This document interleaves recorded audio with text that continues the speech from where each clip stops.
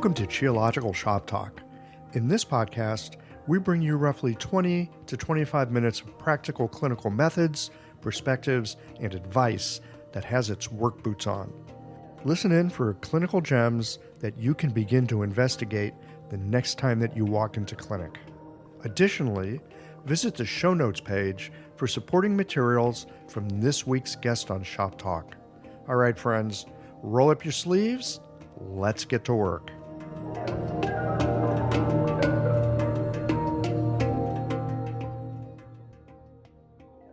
This episode of Shop Talk is brought to you by LASA OMS, your clinic's partner in wellness.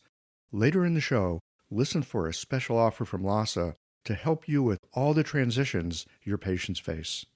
The information shared on this podcast is for educational purposes only and is not intended as medical advice. Always consult a qualified licensed healthcare professional before making any decisions about your health or treatment. The host and guests are not responsible for any actions taken based on the content of this podcast.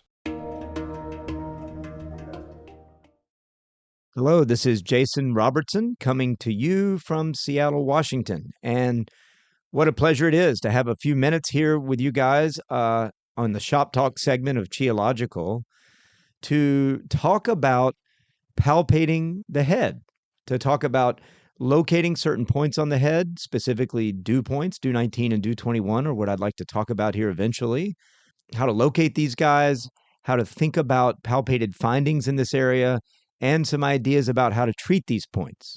And of course, I'm drawing, as I always do, from the extensive clinical experience of my teacher, Beijing professor Wang Ju-Yi.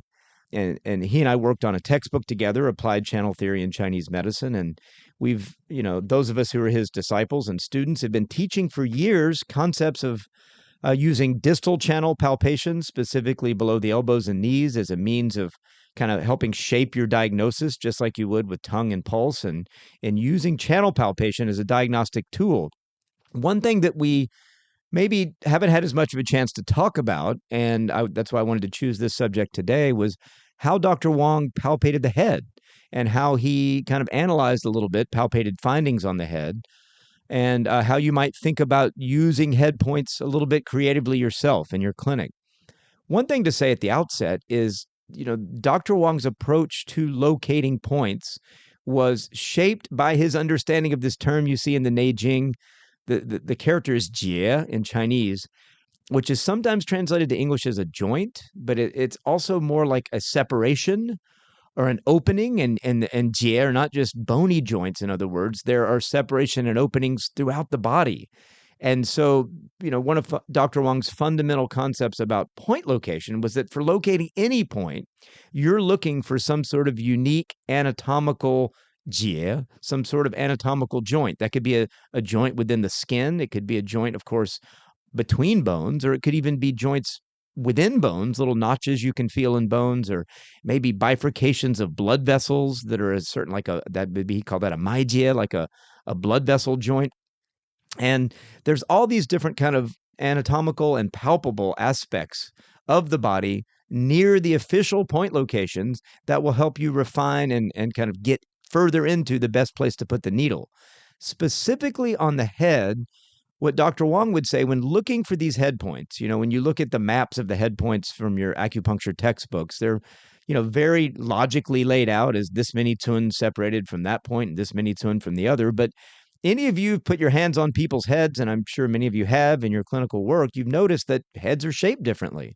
There's different muscle structure of the heads, the way the bones come together, the way the cranial sutures feel on different people's heads are different. And so taking this idea of always looking for the anatomical space when locating points onto the head, certainly when you're thinking about the lateral head points, maybe the gallbladder and Sanjiao channel on the sides of the heads, then what you're often feeling for is little divots almost between muscle attachments. Those are kind of little, what he would call, like rojia, spaces between the attachments of the flesh you can feel. So the head points kind of float a bit. And so you use those point location maps we see in the textbooks as a starting place, and then you put your hands on the patient and look for the kind of the palpable separations that you can feel at the points. And they're often, yes, they're tender, so they feel different to you and the patient. But getting to the DU vessel, and these are the 2 points I really want to talk about in particular, as I said earlier, DU19 Hoding and DU21 Chanding. Those are the points that are essentially on either side of the more famous, probably DU20. I'm sure many of you have located and talked about and used in your own clinical work. Dr. Wang loved DU19 and DU21. So first, let's talk just a moment about how he his strategy for locating these points. And then, of course, we know that officially you have DU20, which is thought of as being 5-tun, posterior to the anterior hairline, or 7 up from the posterior hairline. And of course, many people don't have hair, and hair is different, so that's problematic. And often we locate DU20 instead by going from the line drawn from the earlobe to the apex of the ear and going to the top of the head. Maybe as you're listening, find DU20 on yourself. It's that kind of top of the head vertex point that many of us know and use and love, of course. And then in front of that, officially 1.5 tun in front, you have DU21 Chanding, and 1.5 tun behind that, you have DU19. So how did Dr. Wang find these points, and how did he think about using these points? So first, about finding. When he would describe the location of DU19, he would talk about first finding the external occipital protuberance, that bump on the back of your head, on those occipital bones where they come together. There's that protuberance, and then going, directly below that, we know that's DU16, and officially then DU17, 18, and 19 are divided into quarters on the way to DU20. So then you would say that DU17 is 1/4 of the way up between 16 and 20. DU18 is halfway between DU16 and DU20, and then DU19 is 3/4 of the way between DU16 and DU20, and that's one way to locate those. And what Dr. Wang found, and you can see me alluding to this as I'm talking about it earlier, is that people's heads are different. So you got to find different ways to find these points. And so he would say that first find that protuberance and then palpate upward, and of course, you're going along the suture there between the two occipital bones, and you're palpating up in this area, and you'll feel a little divot, roughly 1 tun up. That first divot or notch you find, that's DU17. And then as you palpate further up, you'll feel another divot in those occipital, the intersection of the occipital bones, and that would be DU18. And then DU19 is a really fascinating and actually pretty precisely located point because it's an intersection of two sutures. So if you take a look at an anatomy book, you see the occipital bones there on the back of the head, the parietal bones on the side, and intersecting the occipital and parietal bones, you have this lambdoid suture, which comes up from the mastoid process. You can kind of trace that up like a little triangle, and it intersects with the sagittal sutures that are between the two parietal bones. That interesting anatomical intersection between the lambdoid and sagittal sutures, that is where DU19 is located. So it's this really interesting cranial suture location, and there is very often interesting palpable change in this point DU19. So Dr. Wang told a story about how he started using DU19 in the treatment of a difficult stroke patient who was having a pain in their foot, and he was having trouble, didn't know what to do, and started palpating around on the head and found at DU19 an extreme tenderness. And when he pressed this point, it immediately relieved the foot pain, and he became, this was probably in the 1970s and 80s, and he became very interested in this point. And over time, he found that not only can this point, the classics describe DU19 as often being used for neck pain and dizziness, but what he particularly liked to use DU19 for was for issues along the DU vessel and we'd say the collaterals, the law of the DU vessel, which we often think of as the Jiaji line, or the Taiyang channel, the bladder channel in the back, and sometimes the Shaoyin channel affecting back pain. So this is actually a really interesting point that he would often use for low back pain patients.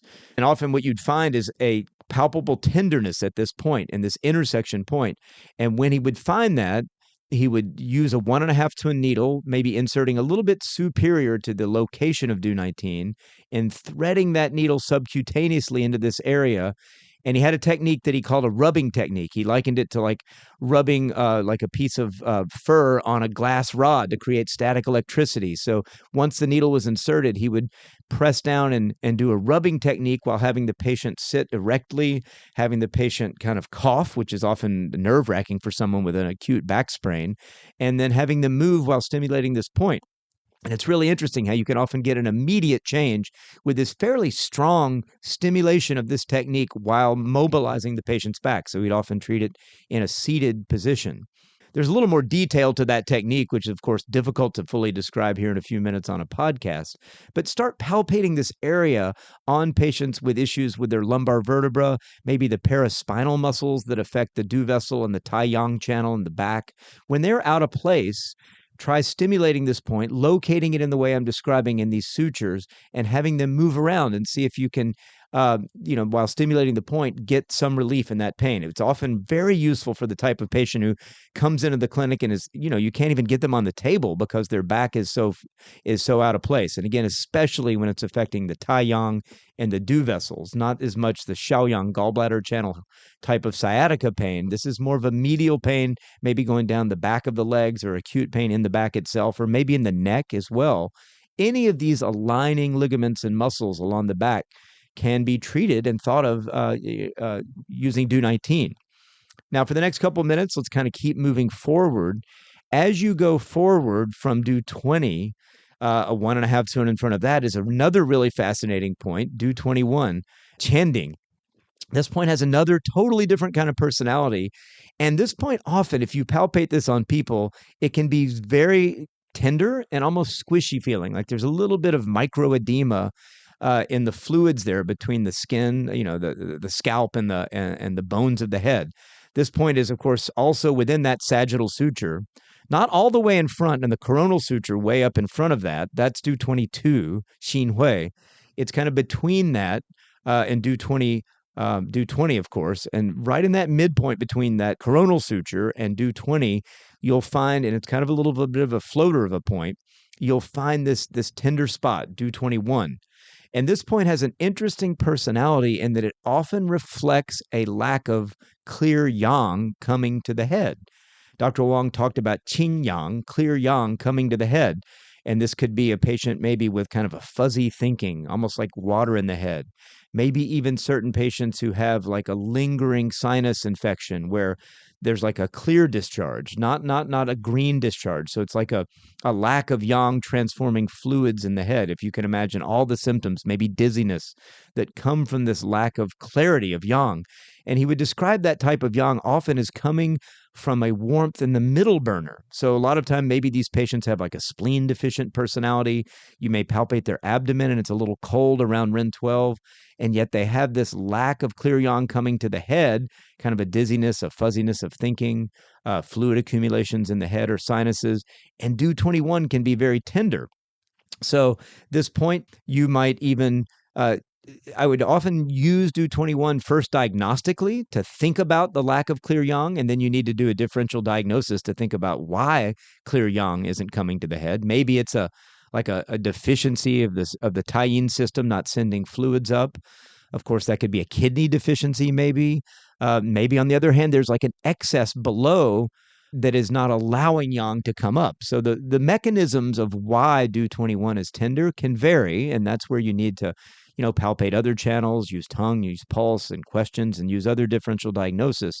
But this point gives you a way of thinking that we need to facilitate a raising of clear yang in this patient. Maybe in some cases you might do moxibustion at Ren 12 to warm the middle burner so it percolates fluids up. Maybe in some cases you might need to descend like stasis and yang ming by using points like stomach 37 and stomach 39 together to descend that turbidity so that yang rises back up. Maybe it is a kidney deficient patient and you maybe would be using moxit at Ren 6 or at DU 4 or tonifying yang herb formulas or something. You have to be a little bit creative about interpreting this, but you will certainly find it is interestingly reflective through palpation of some sort of, it's often a squishiness you'll feel in this case when there's a lack of clear yang coming upwards. So that's just 2 points, DU19, DU21.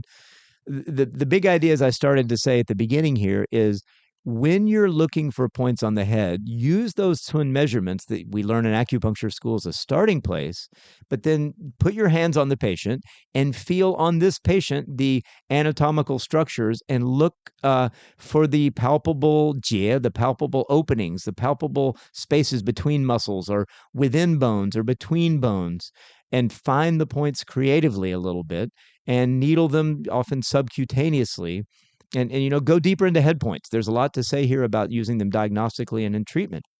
So that's the main thing I wanted to say. For anyone who's interested in learning more about applied channel theory, the other apprentices and I of Dr. Wang Ju-Yi, we have a podcast of our own called Dialogues in Applied Channel Theory. And that podcast, we've been doing it for a couple of years. We kind of are intermittent when we put them up, but there's a bunch of episodes there where we're discussing a variety of cases and a variety of concepts related to Dr. Wang Ju-Yi's work. You can find that on anywhere you get your podcast. And also, if anyone is hearing this right now in September of 2023, I have an upcoming course I'm going to be teaching in Chicago. It'll be an introductory course on channel palpation. We have NCCAOM credits for that. And if you're interested in attending that course, it's going to be coming up here in September 16th and 17th, 2023 in Chicago. Just type in your web browser, Applied Channel Theory and Eventbrite. You can find it in Eventbrite, and you'll see the sign-up information there. I hope to see a few of you in Chicago or somewhere else. We also have a website, of course, channelpalpation.org, where you'll see other courses and a bunch of free downloadable material under the Media tab, channelpalpation.org. And thank you to Qiological, as usual, for providing so many interesting discussions that all of us around the world are enjoying. Donate to Qiological, become a supporter. I am, and this is just a great resource for all of us. All right. Thank you very much. Put your hands on the head. Bye. When you're looking for herbs, tools, and supplies to guide your patients through life's transitions, you need quality you can trust. Lhasa OMS offers an unmatched selection of acupuncture needles for every style, herbs from all your favorite manufacturers, and everything else you need to run your clinic with confidence. Visit LhasaOMS.com to source the herbs and other supplies featured in this series. Use the code FERTILE15 for 15% off your next purchase at LhasaOMS.com. Some exclusions apply. See website for details. That's it for this episode of Shop Talk. Did you learn something that brought a patient to mind? Don't keep a good thing to yourself. Share it with a friend. They'll be happy that you did. And tune in again for our next episode of Shop Talk.